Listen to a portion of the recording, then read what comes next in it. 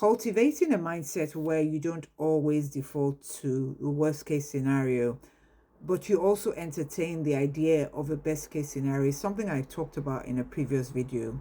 And this mindset is important.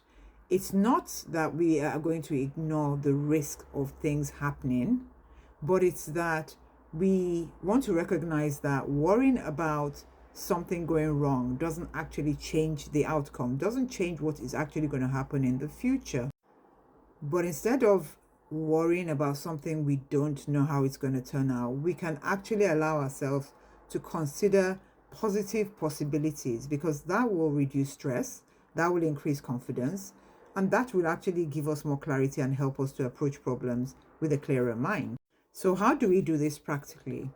Well, the goal isn't actually for us to constantly only think about the best possible thing happening. It's to stop treating the worst case scenario as our default. A practical way to do this is whenever you find yourself worrying about something, ask yourself 3 questions. 1, what is the worst possible thing that could happen? Then 2, what is the best possible thing that could happen? And 3, what is the most likely thing that could happen? You see, most of our anxiety lives somewhere between number 1 and number 3.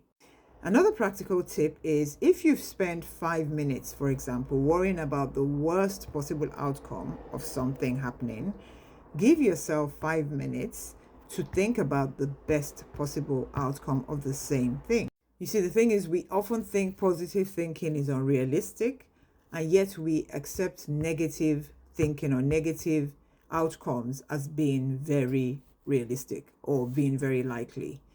While the truth is that both types of thinking are about the future, which we don't actually know. They're both predictions. And finally, the last tip is when you're worried about worst case scenario, take time out to ask yourself, when has my worst case scenario actually ever happened? And when you do that, you will find that it's not that many times. For most people, worst case scenario will rarely happen. And if it does happen, it is a minimal number of times. In fact, they say about 95% of the things we worry about never actually happen. So that should bring you a bit of comfort and peace to know that, the likelihood of your worst case scenario happening is quite minute.